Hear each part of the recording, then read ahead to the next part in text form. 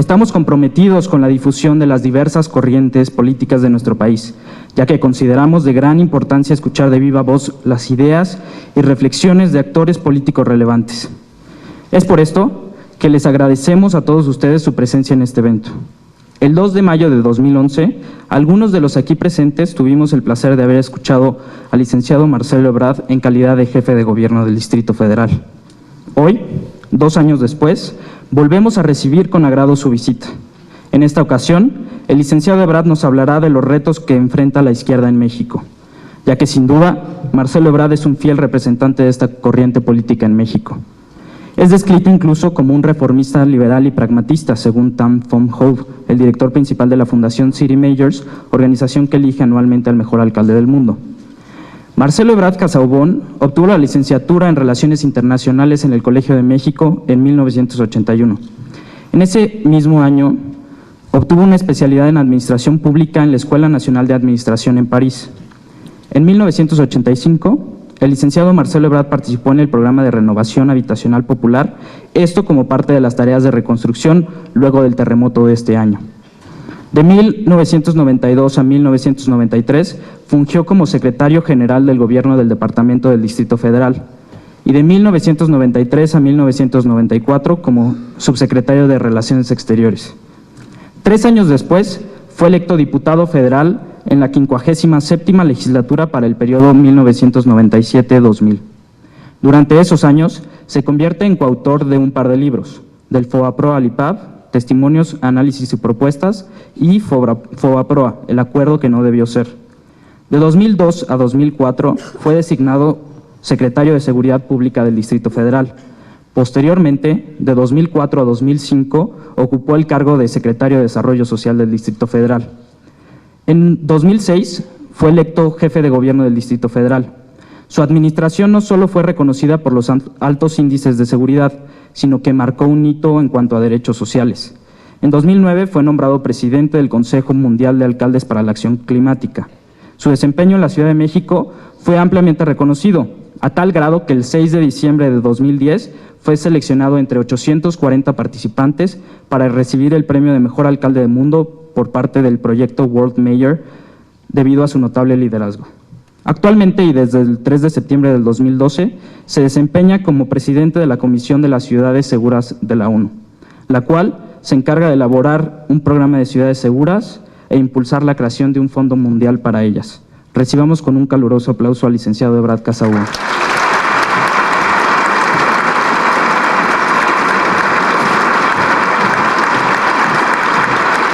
Muchas gracias, muy buen día.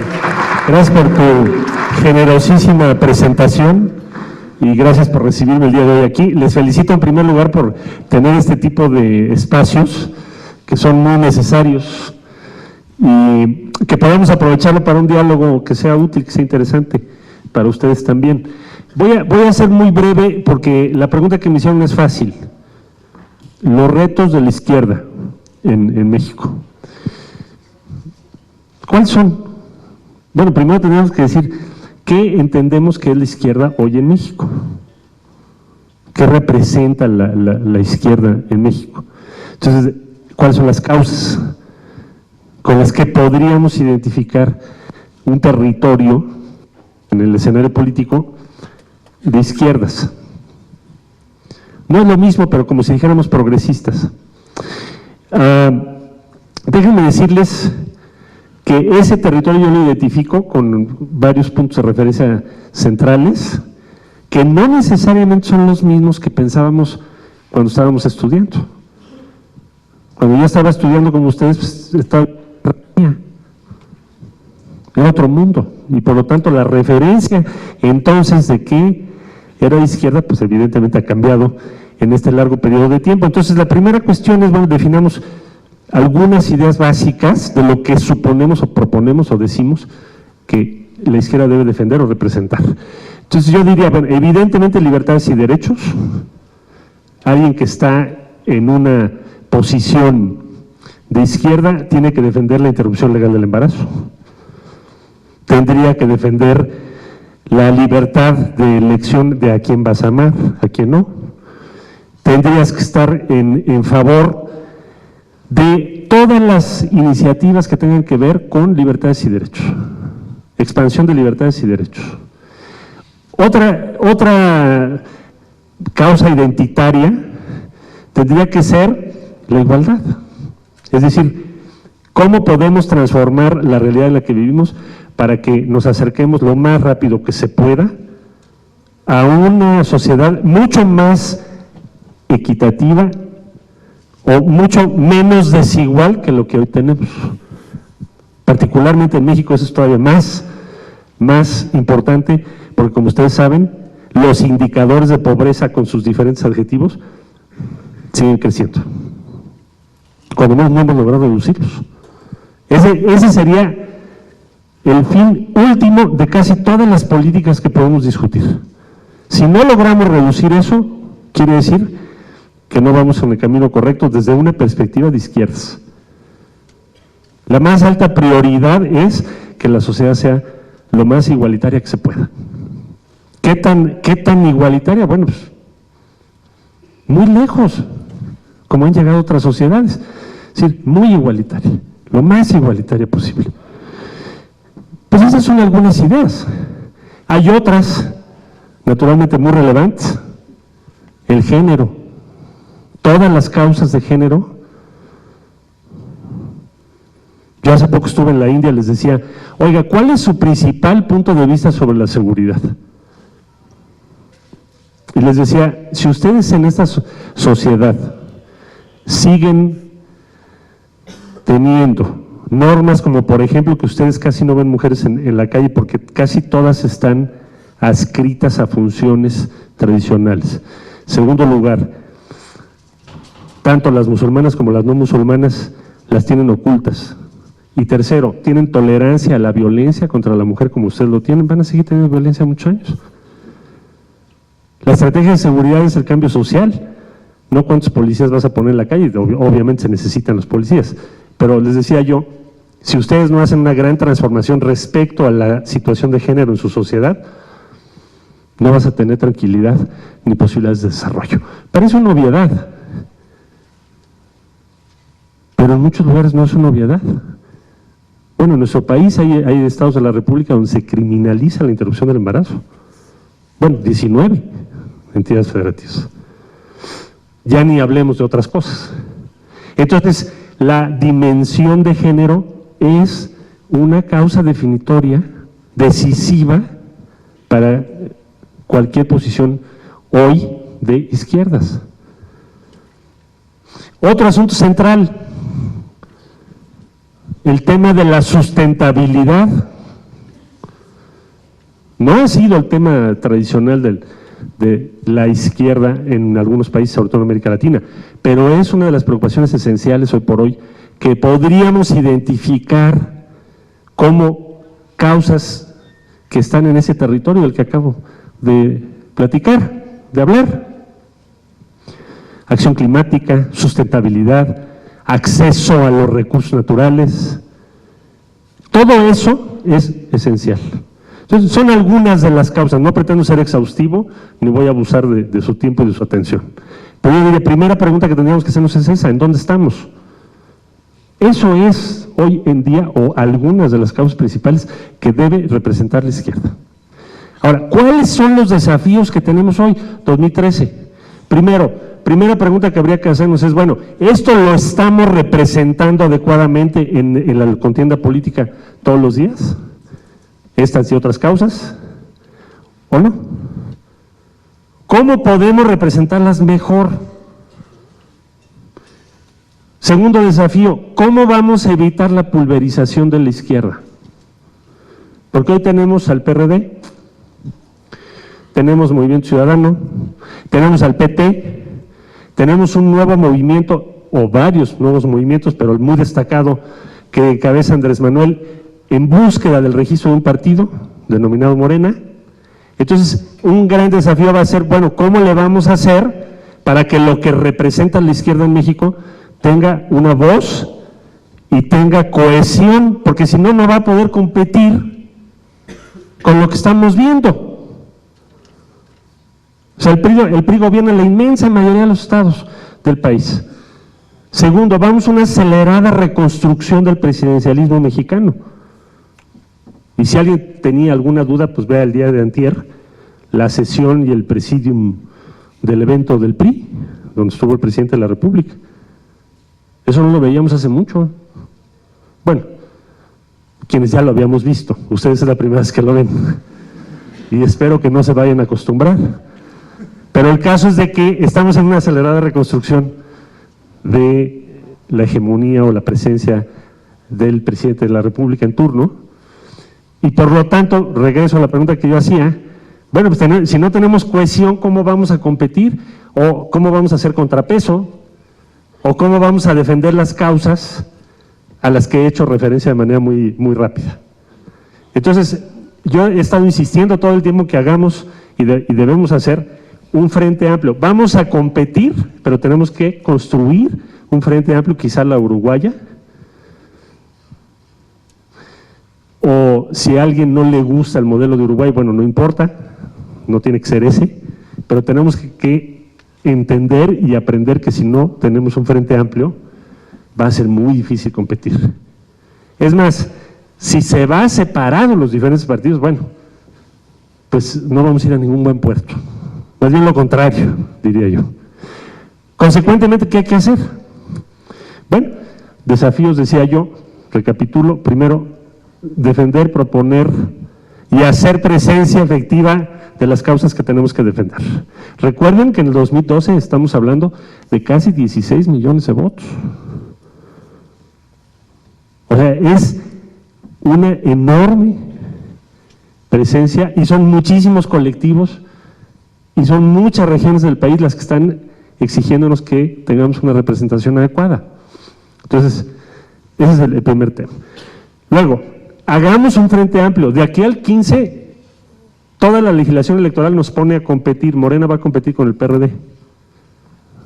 PT y Movimiento Ciudadano van a competir con Morena y en algún grado con el PRD. Más los nuevos partidos que se adicionen. Porque hay 33 organizaciones hasta donde sé solicitando su registro. Entonces el gran reto el día después de la elección del 2015 es reunir a todos para decir, necesitamos tener un frente amplio e ir en ese conjunto al 2018. Caso contrario, resignémonos entonces a jugar un papel marginal, cada quien con su pedacito, pero entonces no hablemos de que queremos cambiar el país, porque no se vale, no es cierto. Si queremos cambiar el rumbo del país, entonces sí tenemos que unificarnos, con los costos que tenga, porque no es sencillo. Lo más fácil es decir, ¿por qué no hacer un frente amplio? Es decir, ustedes se ponen a ver todos los agravios y todos los defectos de todos los que pueden participar, pues mejor no. Podría ser, ¿verdad? Pero nuestro imperativo político es lograr un frente amplio. Ir juntos al 2018 y defender las posiciones que representamos. Hace poco en una entrevista me preguntaban, bueno, ¿y tú crees que el PRD, por ejemplo, está muy cerca del gobierno? Sí, creo que alguien se enojó por eso. Yo la verdad he visto, y ese es mi punto de vista como militante que soy del PRD, que si yo les pregunto, y no sé si me permiten les pregunto, si ustedes me dicen diciembre, enero, febrero, díganme una posición del PRD distinta, una idea, una iniciativa de ley distinta a las iniciativas de ley que se han aprobado merced a los acuerdos que se han tomado. ¿Quién ubica una? Tan igual que yo.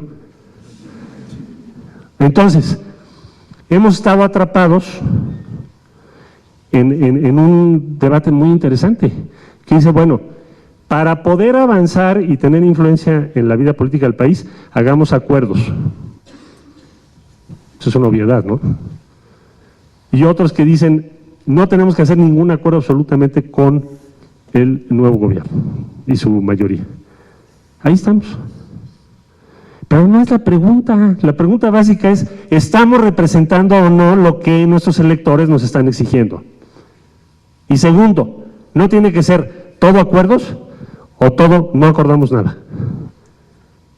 Hagamos lo que tengamos que hacer para lograr avanzar en las propuestas que nosotros debemos representar. La izquierda es la esperanza de contrapeso nacional. No lo va a hacer Acción Nacional. Digo, espero que no se moleste nadie porque diga yo eso, pero no esperaría yo que el contrapeso al actual gobierno provenga de ahí. Tendrá que ser la izquierda. Entonces, en resumen, representar lo mejor, ocupar, desarrollar el territorio que corresponde representar a la izquierda. Fomentar y preparar el Frente Amplio, que no lo vas a tener ahorita, lo vas a tener el día siguiente a la elección del 15. ¿Por qué digo eso? Porque la ley dice que no puedes ir en coalición con un partido nuevo y por lo tanto quienes están formando partidos nuevos y especial y señaladamente Morena, no va a ir ni puede ir en coalición con el PRD antes del 15 que tenga su registro. Por eso digo que después de la elección del 15 tendremos que reunirnos. Todo lo que digamos y hagamos tenemos que pensarlo para llegar a la posibilidad de un Frente Amplio. Si nos descalificamos entre todos los actores, eso no va a ocurrir. Entonces no hay que descalificarnos, hay que competir. Es medio difícil, porque a veces competencia es igual a descalificar con quien compites. Pero procuremos, cuando menos, que no sea así, para que podamos tener un Frente Amplio en 2015. Y entonces, ir al 2018 en posibilidades de competir y de hacer un buen papel. Finalmente, sobre el debate de corto plazo. ¿Debemos o no debemos, o qué posición debemos tomar respecto a los diferentes temas, por ejemplo, telecomunicaciones? Luego sigue la cuestión fiscal o hacendaria, luego va a venir el tema de los energéticos, entre otros, seguridad social. ¿Qué debemos hacer? Pues hagamos un acuerdo entre todas las fuerzas progresistas. Digamos con qué estamos de acuerdo, que es muy claro. La verdad es que no hay tantas diferencias en eso. Y defendámoslo. Y defendámoslo en las cámaras y defendámoslo en todos los espacios posibles. Eso es lo que yo veo. La izquierda tiene que ser y puede ser y debe ser el contrapeso y una esperanza de algo distinto. Y eso es en lo que tenemos que trabajar. Y si eso significa que tengamos que apoyar a otra persona, como yo lo tuve que hacer en el año 2011, que decía por ahí un compañero, es que no hubo encuesta. No, sí hubo, y perdimos por 4%, y sí, pudimos haber dicho que era empate, se vale, tus márgenes de error son 4.5, pero destruyes todo, al final del día, te conviertes en alguien que dice, no, yo no lo acepto, perfecto, entonces vas a echar todo a perder, vas a provocar más conflictos. O sea, sí tenemos que tener la grandeza o el valor para hacer lo que nos obligue nuestra posición política, no solo nuestras ambiciones personales. A mí me decía, bueno, ¿y por qué quieres ser presidente del PRD? ¿Quién me lo dijo? Me lo decía mi hijo. Es que primero querías tú ser, ya sabes, y luego, ahora quieres ser presidente del PRD. ¿Qué te pasa? ¿Por qué quieres hacer eso? Le dije, bueno, no me presiones porque sí vas a poner a pensar.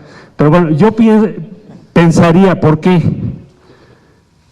Bueno, porque si no nos ponemos a trabajar en todo lo que les acabo de decir de la mejor manera posible, y no se trata solo de hacerlo de todos los días y lo de siempre, sino hacer algo un poco o mucho, muy distinto, yo creo que pues las cosas después ya no tienen la salida que quisiéramos que tuviesen. Entonces hay que tener el valor para asumir los riesgos que sean necesarios. Y bueno, si hay alguien que pueda hacer ese trabajo que sea mejor que tú, pues también apóyalo. O sea, los políticos megalómanos no sirven. Los mini tampoco. Necesitas gente que se comprometa con lo que dice, bueno, esencialmente, es lo que yo pienso.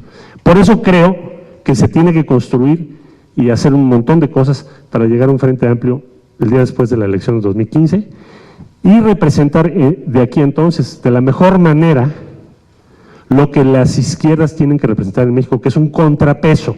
Tiene que ser la voz crítica, informada, responsable, frente al gobierno en turno. Eso es lo que tenemos que hacer. Y ponernos de acuerdo, sí, y apoyar ideas, sí, siempre y cuando pensemos que va a ser un avance para el país, de acuerdo. Pero necesitamos una voz crítica, Empecé esta plática diciendo y preguntándoles, ¿ustedes se identifican eso? Me decían, pues no. Bueno, no me decían, me lo hicieron sentir. Bueno, eso es lo que tenemos que recuperar en el corto plazo. Prometí que no me iba a extender mucho, son algunas ideas y me encantaría pues conocer sus puntos de vista y sus preguntas. Muchas gracias.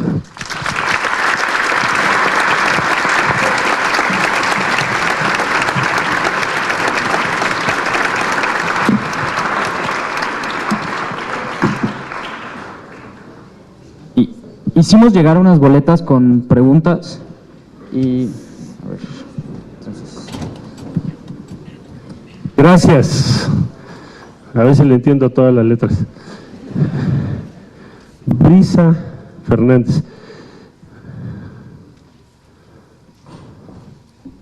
A ver si me ayudas con la letra, por favor. Ha de ser de aquí del ITAM. Dice aquí otra pregunta mientras, ¿de qué manera desarrollarás tu campaña política para la elección del 18? ¿Cuáles serán las estrategias? Bueno, yo lo que decía es, paso número 1, pues hagamos cosas también distintas, vamos a hacer muchísima red social, todo lo que se pueda, vamos a trabajar mucho con los diferentes partidos y agrupaciones que tienen una ideología cercana a lo que estoy diciendo.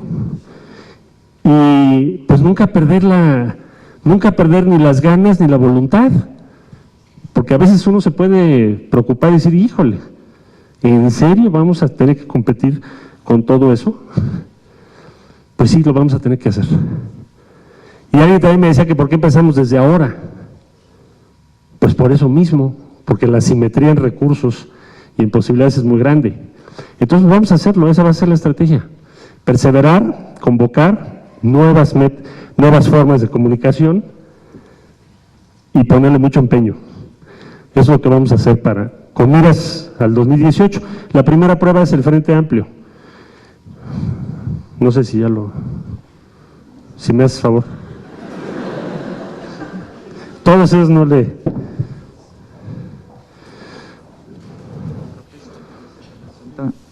El contrapeso que dice representa al periodo en mando, ¿crees que lleve a ayudar al país o solamente unas fuerzas para contrarrestarlo? Yo creo que es indispensable que exista un contrapeso, si no lo que vamos a ver son excesos cada vez mayores y son riesgos altos. Y el contrapeso lo tiene que construir la izquierda, no hay otra fuerza que lo pueda hacer. Ahora, no digo que todo sea inevitable, sino que es el peso que tiene la izquierda de acuerdo a las elecciones de 2012. Me pregunta Juan Carlos Pérez, hablas de igualdad de género, está en economía. ¿Dónde está Juan Carlos? ¿Qué hubo, Juan Carlos? Dices, hablas de igualdad de género. ¿Qué opinas acerca del matrimonio entre personas del mismo sexo? Pues es una opción individual de cada persona, por eso dimos esa batalla junto con otros compañeros, y hoy por hoy pues cada quien puede amar a quien quiera en la Ciudad de México. Yo supongo, si revisas un poquito la historia de lo que ha pasado en la Ciudad de México y en otros estados de la República, en el país, pasó lo mismo o fue un debate similar cuando se aprobó el divorcio. Casi excomulgan a los que en ese tiempo lo promovieron. El divorcio estaba prohibidísimo. Y solo pasó en el DF, hoy en día pues pasa en todo, está reconocido en la ley en todo el país, supongo que es lo que va a ocurrir. También me preguntas, si estuvieran en mis manos, en las manos nuestras, ¿se aprobaría el matrimonio y la adopción gay en todo el país? Sí. Si lo que se hizo en el Distrito Federal, pues lo mismo que apoyaríamos a nivel nacional. No podríamos hacer una cosa distinta. Gracias por tu pregunta. Aquí sí le entiendo. ¿Qué propuestas debe hacer la izquierda para generar el cambio social necesario para México? Bueno, hice una descripción pues muy apretada y muy rápido hace un momento. En esencia tienes que representar una inconformidad constructiva. Los que estamos inconformes con la situación como está hoy en el país, desigualdad en el país particularmente, pero no solo, construcción de otro tipo de instituciones, en fin, pues eso es lo que tiene que representar la izquierda, diría yo. Eso es lo que tendríamos que hacer. Juan Gonzalo Rodríguez, de Derecho, cuarto semestre. ¿Cuál debe ser la posición de las izquierdas respecto a la inversión privada en Pemex? Pues no nos gusta. ¿Dónde está Juan Gonzalo? ¿Cómo estás? Yo creo, mira, nos van a decir que hay como varias preguntas ahí en ese debate. Desde luego no conocemos todavía, o no la conozco yo, en detalle qué es lo que se va a proponer. Supongo, por referencias de algunos diarios internacionales, etcétera, etcétera. Pero vaya, hay preguntas muy elementales que hay que responder en ese debate, que no han sido respondidas. O sea, ¿por qué? A ver, el argumento principal que se da, el argumento principal, es que no tienes recursos suficientes. Nada más que mencionaban, ahora que me presentaron, que me tocó ser diputado federal. Cuando yo fui diputado federal, en fin, terminamos en el año 2000, el precio del petróleo no llegaba a $10. El precio del petróleo se multiplicó por 10. Bajó la producción mexicana a lo largo del tiempo, pero es una inmensa masa de recursos. Y el argumento principal que tenemos hoy para sugerir, proponer o empujar que se tenga otro régimen respecto a la inversión privada, no en petróleos mexicanos, sino en el sector energético, es que el argumento principal es que no hay recursos. Bueno, ni siquiera esta pregunta que habría que hacer de entrada ha sido contestada satisfactoriamente. Tampoco, ¿por qué otros países sí lo pudieron hacer y nosotros no? En fin, en lo personal creo, sin conocer todavía la propuesta que va a hacer el gobierno federal, pienso que en las izquierdas no va a haber consenso en cuanto a cambiar el régimen de la renta petrolera, no el régimen fiscal, sino el régimen público. Y qué parte de la renta petrolera y o del gas, hidrocarburos en general, quieres compartir con inversionistas del exterior o de México, inversionistas privados. Entonces, ¿cuál debe ser la posición de las izquierdas? Yo creo que la que va a ser es que no vamos a estar de acuerdo si se modifica ese punto central que te acabo de comentar. Es lo que yo creo.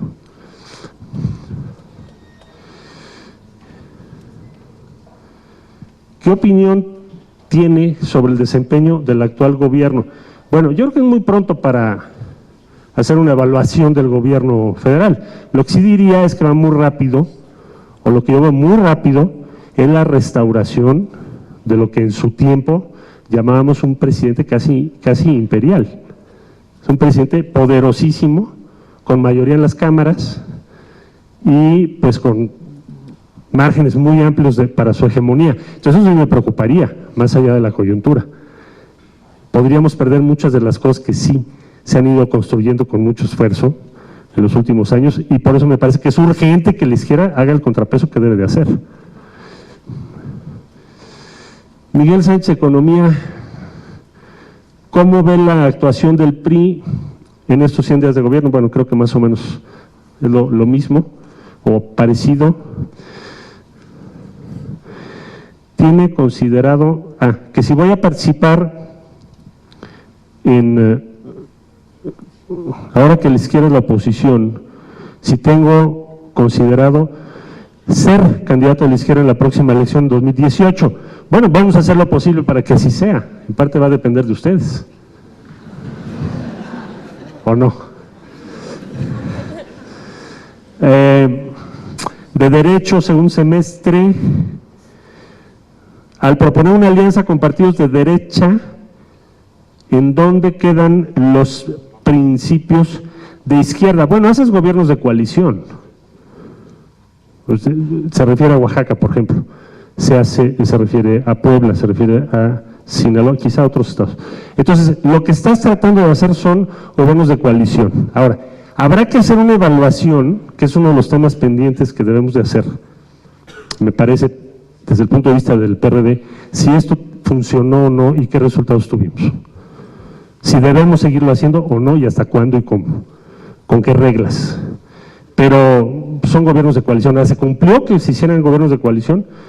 Hay también resultados muy distintos en cada estado, pero sí es una evaluación, y estaré de acuerdo contigo, en que debemos hacerla para saber si eso hay que mantenerlo o de plano no hacerlo. ¿En dónde Jorge Campo, de Economía también, en dónde se ve Ebrard, o sea, donde me veo a mí mismo, este sexenio. ¿Cómo voy a manejar la relación que existe con Miguel Ángel Mancera? Y lo pusiste en letra chiquita, ¿eh? Qué poca, man. ¿Dónde está Jorge? Sí, mejor ni lo hubiera leído, ahí está. No, bueno, ahí me decían, oye, desde luego, Miguel, yo creo que, a ver, me decía alguien, ¿y qué tal si lo hace muy bien? Y luego quiere ser él, ¿no? Ya sabes, el mal pensado típico. Entonces, le digo, oye, pues si lo va a hacer muy bien este cuate y tiene 10 de calificaciones, digo, o 9, en fin, que lo haga muy bien, 8. 8 a 5. Y puede ser nuestro candidato, pues lo apoyamos, ¿cuál es el problema? O sea, pues no es una necedad, ya sabes, de que nos pensemos ser los salvadores de todo. No. Si efectivamente Miguel hace un muy buen trabajo, yo espero que lo haga, desde luego, y es un muy buen y muy competente funcionario, ¿por qué no? Pues él, al final, en 2017, nos reunimos y decimos, a ver, votación, apoyamos al doctor Mancera como candidato, ¿va? Lo hizo, lo apoyamos. ¿Por qué no? Igual viceversa. ¿Qué el problema, hablaba yo hace ratito de eso, es la obcecación, ¿no? Es ese día que te despiertas, vas al espejo y en vez de decir, híjole, ¿cómo envejezco? Dices, solo yo voy a salvar a México. No, por favor. O sea, vamos a ver, aunque lo pusiste en letra chiquita, no las... Vamos a ver, y si lo hace muy bien, pues ¿por qué no, no? Lo dice, esta vas a tener que ayudarte, perdón, por favor. Diana de Administración, ella está en 8º semestre. Usted se quitó del camino para que Andrés Manuel se volviera a postular. Para el 2018, ¿cómo le harán para que Andrés acepte otro candidato? Ese está difícil, mano.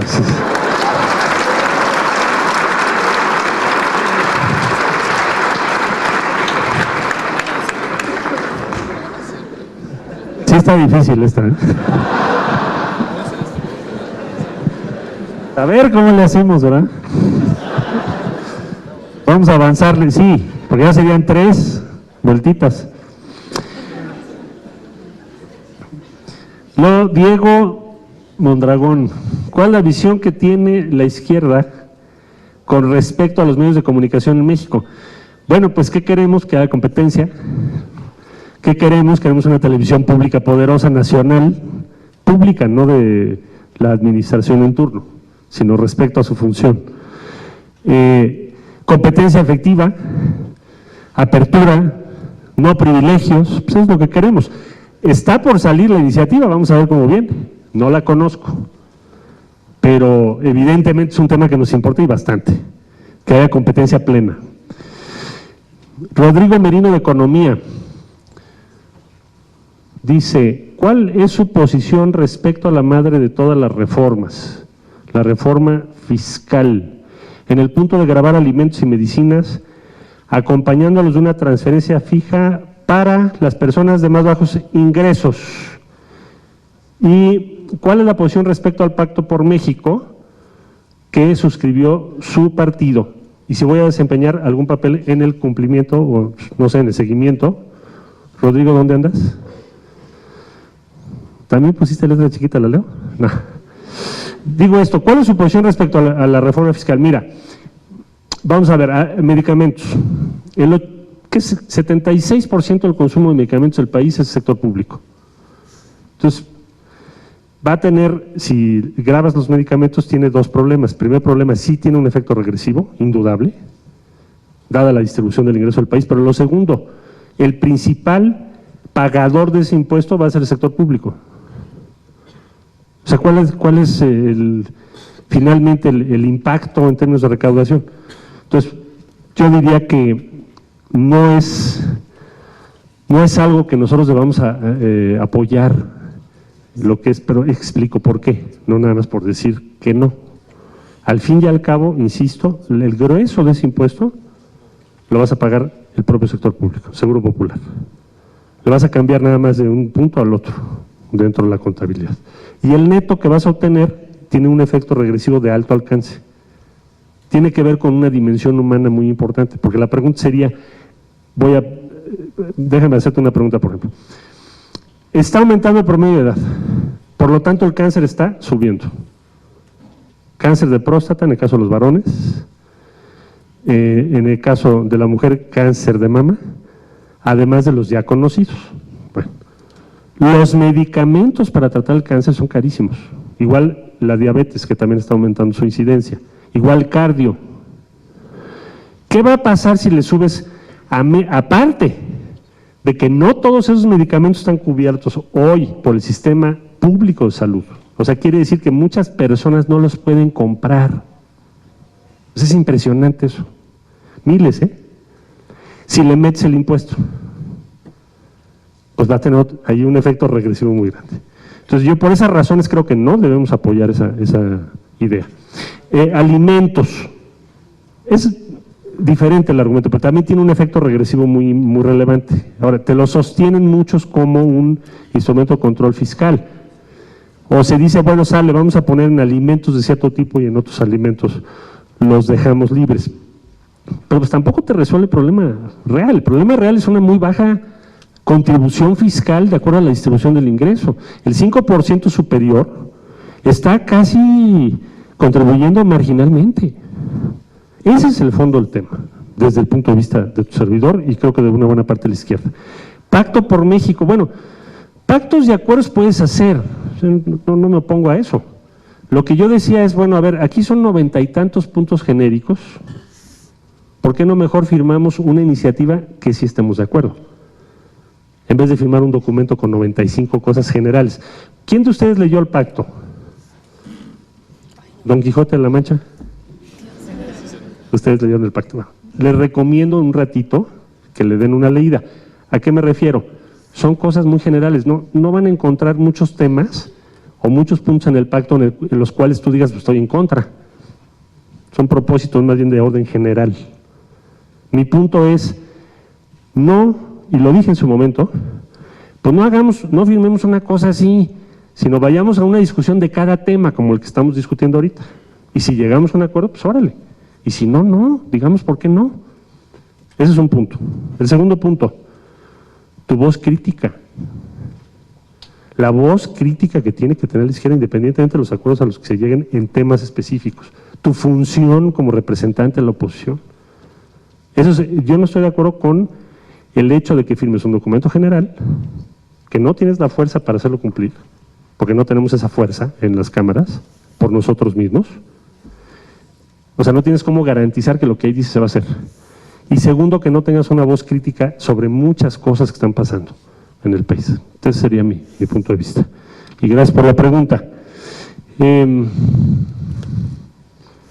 Esto ya lo vimos. Si no hay nada que temer, no hay nada que ocultar. ¿Por qué la secrecía de la investigación sobre lo ocurrido en la Avenida Juárez el 1 de diciembre? Su gobierno fue corresponsable, ¿no? Ese día. A ver, la secrecía, bueno, pues es seguridad pública, eso ya no lo digo yo. ¿Y quién va a determinar si hay responsabilidades o no? Bueno, pues las instancias que llevan el caso, que es un tribunal. Ahora, que tenía que hacer algo el gobierno, sí. La ciudad nunca ha tenido una devastación, nunca, como la que tuvimos ese día en Avenida Juárez, en Avenida Reforma, en la Alameda, etc. Sí fue impresionante, pero no me corresponde a mí determinar la responsabilidad de nadie. ¿Quién tiene que determinar las responsabilidades? Pues el tribunal y las instituciones que están revisando el 1 de diciembre, pero malo hubiera sido que el gobierno no hiciera absolutamente nada. Y si se cometió un exceso, que se sancione al responsable. Yo en eso no tengo nada que ocultar. Aquí dice, si no hay nada que temer, no hay nada que ocultar. Nunca he ocultado nada y aquí estoy con ustedes. Y doy la cara donde sea. O sea, no, ¿por qué voy a ocultar yo? Luego me dicen, ¿cómo explica lo mismo las detenciones ese día? Bueno, simple y llanamente, la policía actúa en campo. Si cometieron excesos algunos policías, que los sancionen. No tengo yo por qué ponerme eso. Uso desmedido de la fuerza pública, bueno, francamente no creo que sea Al contrario, nos criticaron por usar muy poco la fuerza ese día. Me estoy refiriendo en Avenida Juárez y en Reforma. Y el gobierno de la ciudad siempre ha actuado de esa manera, cuando menos siempre actuó de esa manera en esos 6 años. Rodrigo Gamboa, ¿cuáles son las estrategias de corto, mediano y largo plazo que se deben utilizar para lograr mejores resultados que la guerra contra las drogas? Yo tengo dudas muy serias de que la política que estamos llevando a cabo vaya a tener éxito en el mediano plazo. Ustedes ven lo que está pasando en Estados Unidos, por ejemplo. Estados Unidos empezó a desarrollar una política claramente prohibicionista desde más o menos segunda década del siglo pasado. ¿Qué está haciendo hoy Estados Unidos? Pues Estados Unidos lo que está haciendo es legalizar la producción y distribución, porque el consumo nunca ha estado penalizado, pero sí la producción y distribución de marihuana. 19 ya son los estados de la Unión que van en esa dirección.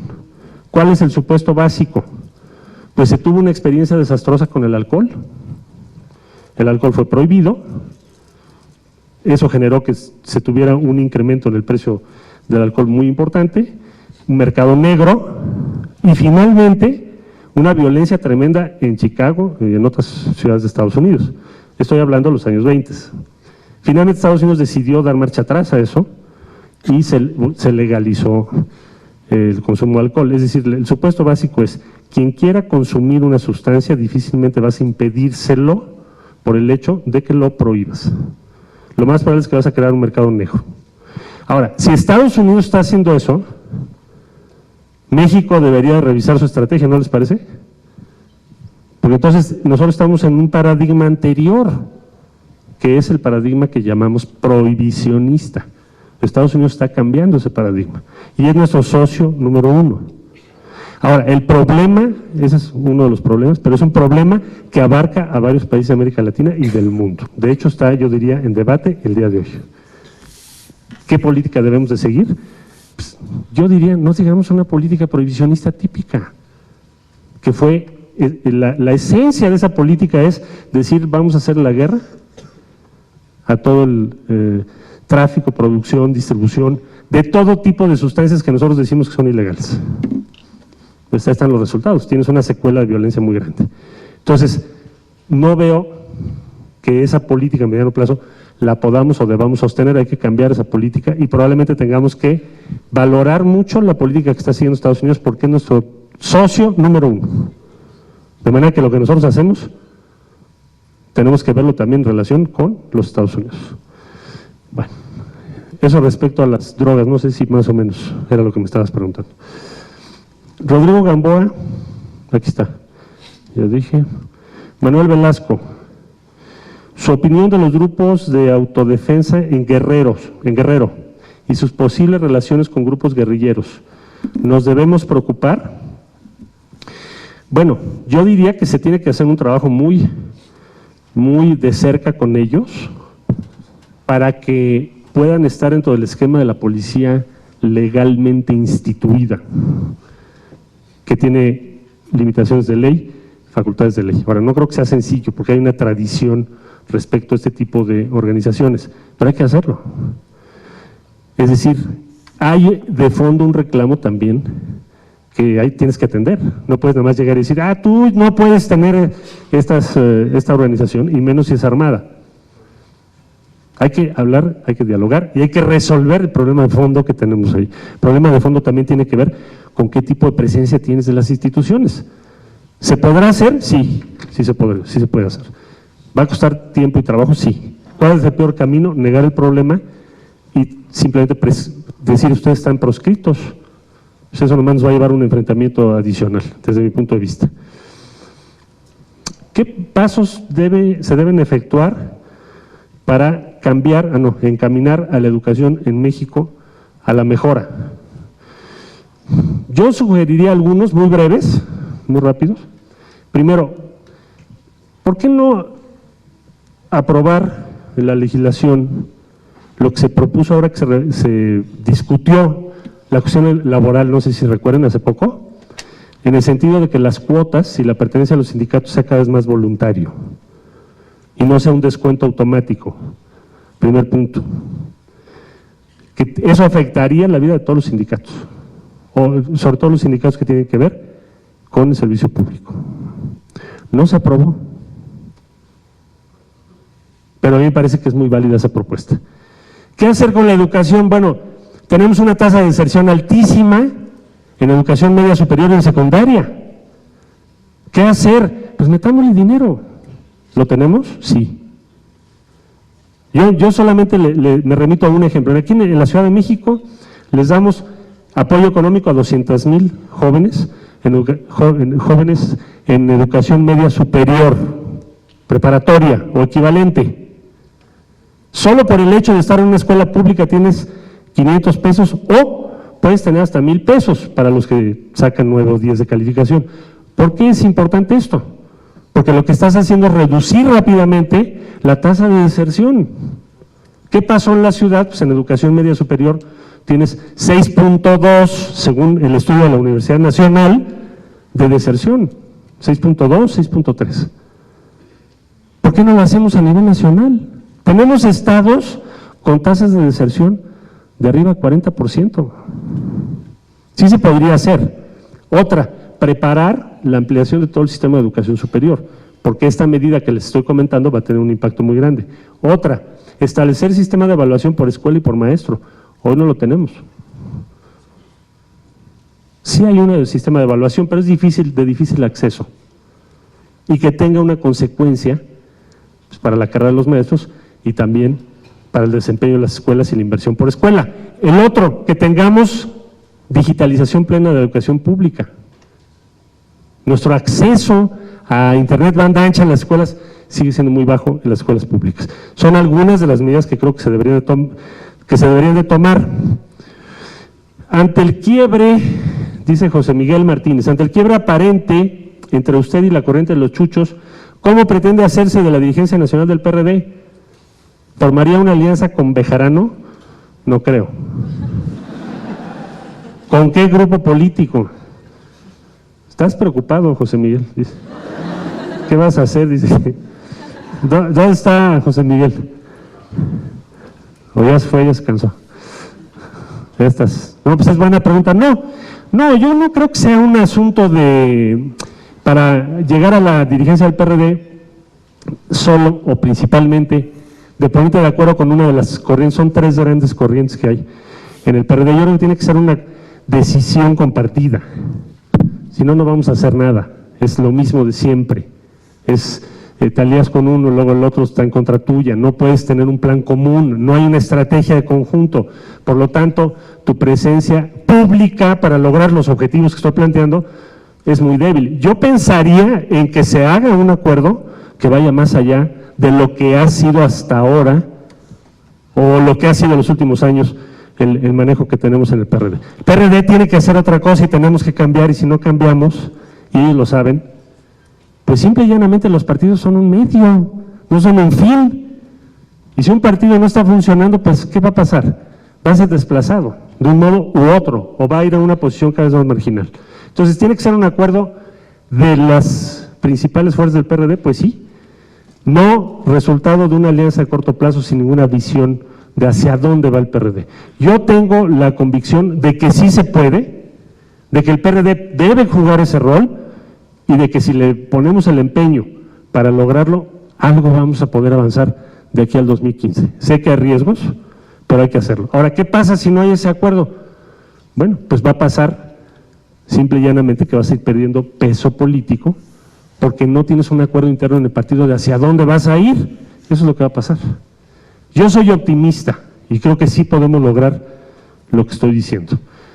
No les quiero cansar, quiero al contrario agradecerles otra vez.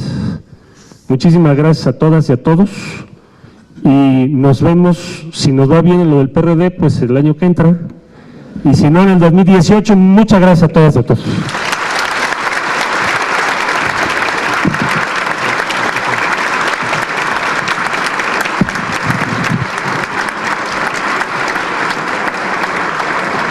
A nombre de Debate ITAM y Consejo Impulso, deseamos agradecerle al licenciado Marcelo Ebrard por unirse a este importante diálogo para nosotros, estudiantes y mexicanos, y consideramos también que es importante agradecerle al vicerrector Alejandro Hernández, por favor, y al diputado Mario Carrillo por su presencia.